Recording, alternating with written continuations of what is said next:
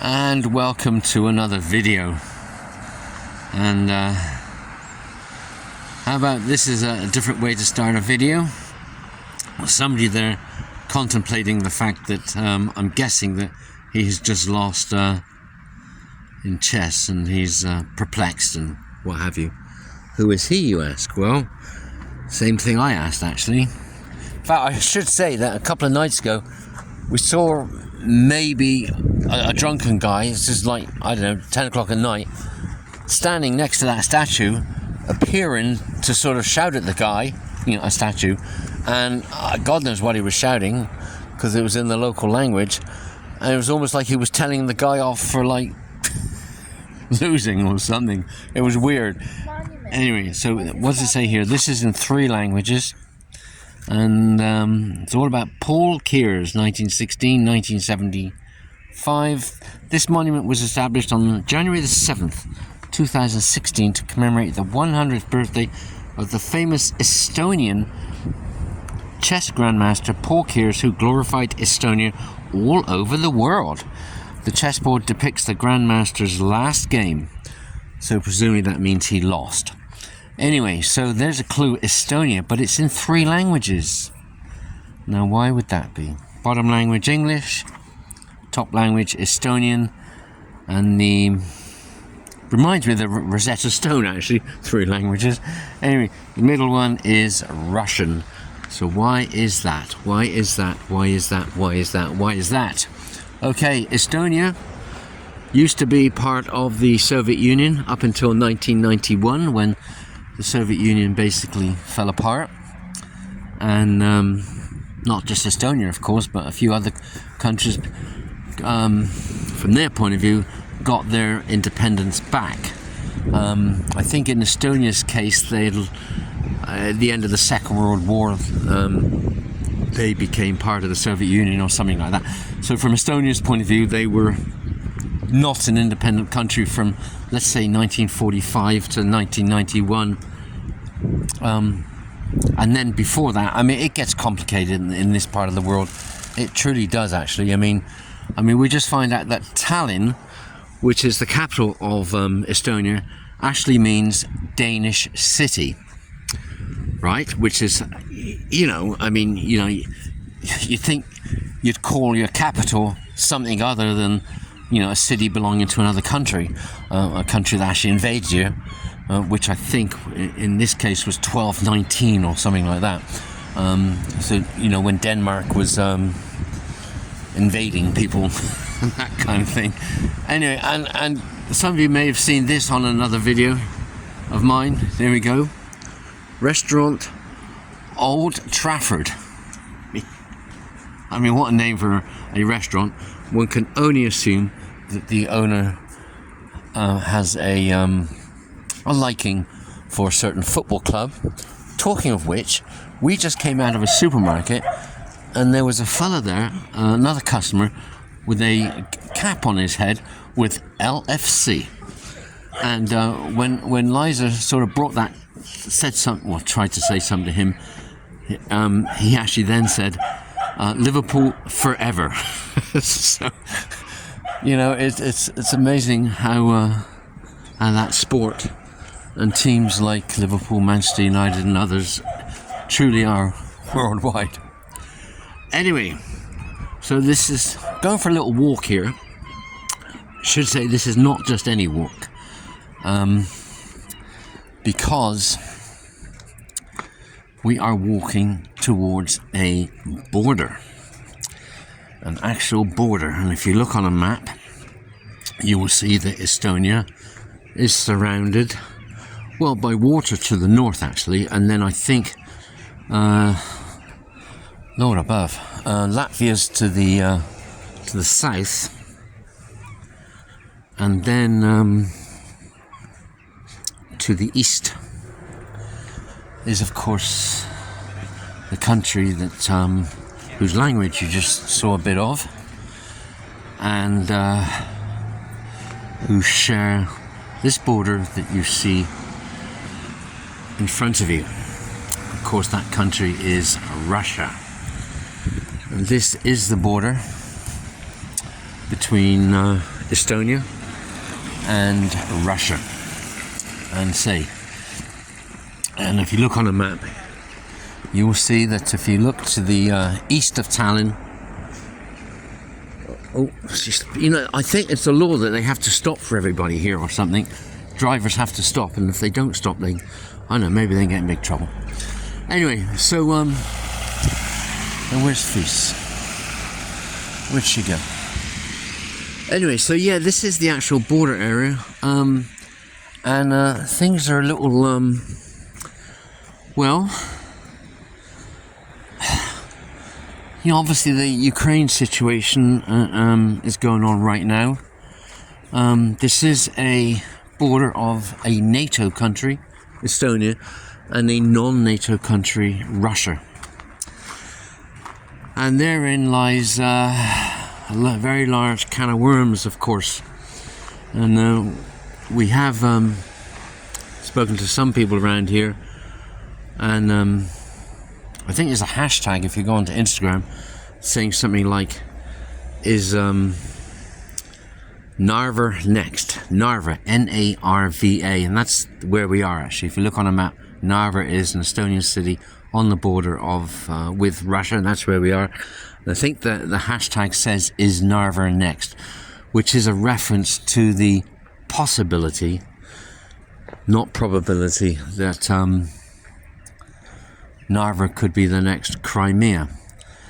Now, having said that, and what I said 2 minutes ago about this being, Estonia being a NATO country, it would seem somewhat unlikely. What's going on here? I want to film you talking. It would seem unlikely that Russia would invade a NATO country. I mean, that would seem to be extremely unlikely. But we're going to get onto that more in the... What are you doing? You should film yourself talking. You're more interesting. You really... Are you sure? Yeah. You're biased. Ask the subscribers. You're biased. You're biased. Yeah. What we saw. Okay. Anyway, so we're going to get more onto that in this video. Now, I should say that as you saw on that statue thing up there, Russia was one of the 3 languages. This is very much. It's almost like a Russian city in a not just a NATO country, but a European Union country. Lots of those flags around as well. And it's something like, what, 98% Russian speaking around here, something like this. And that's all, for a reason. You go into history and it's all there. A lot of these things can be explained by history, of course. Apparently it's something to do with the fact that when I guess it was the Russian soldiers Soviet soldiers were here towards the end of the Second World War, a lot of, this is where it gets messy, Russians escaped their own people. I mean, it gets messy, trust me. You have a situation now where almost 100% of the people do speak Russian, although we are not in Russia. It's just across that border there to the right. And a lot of the language, the written language around here is in Russian. I mean, where we are staying, the people speak Russian and not Estonian.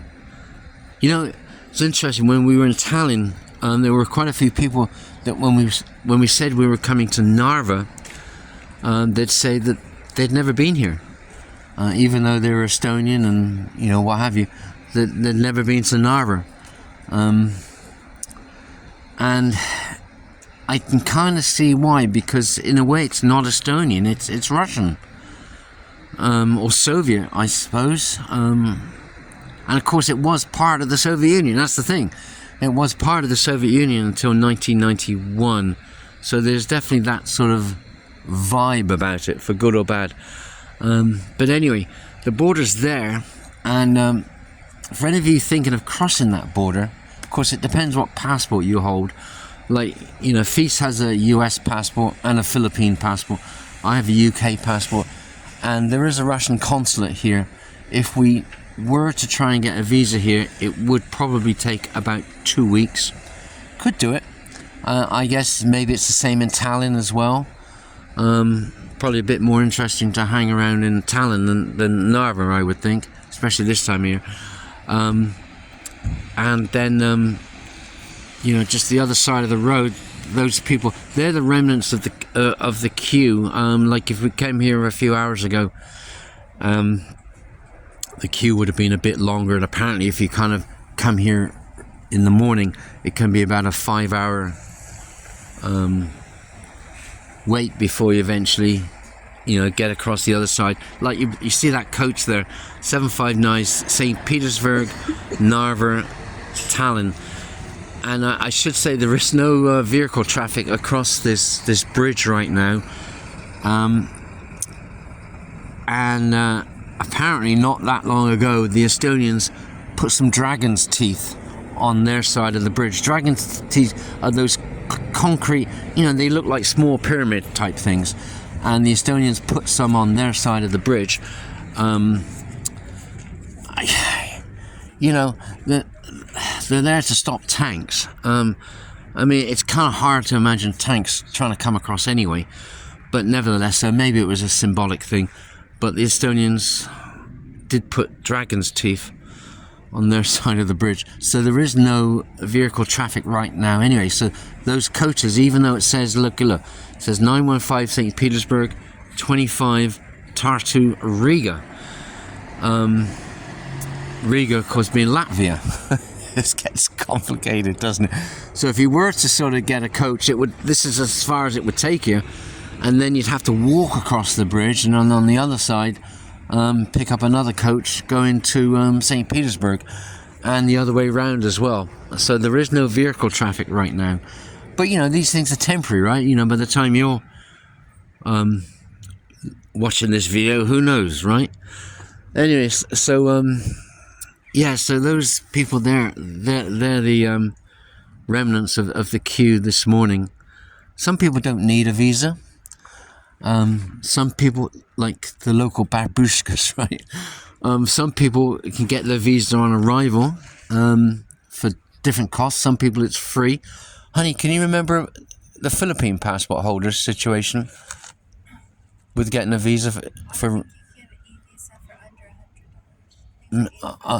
under $100? I don't know. Americans $185.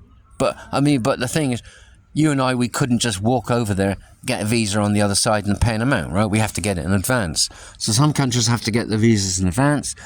You know, some don't. And for those that don't, when you get to the, you know, the Russian side, you can get your visa then. For some people it's free, for others it's not. You know, so it can all get a bit messy. But it's not impossible. It's not impossible. However, we have met some people that haven't gone over there to Russia because they're afraid that coming back might be a problem. It's one of these borders that, you know, somebody on either side could get upset and then just close the border. And then, you know, people have to go another way. Anyway. So that is that. Where's Feast gone? This is, now right next to the right of the border, you see, that's Narva Castle. So we're going to go over there. But first, we're going over there because there is a little supermarket. No Aldi, but little. I mean, I swear. Yeah, how about that?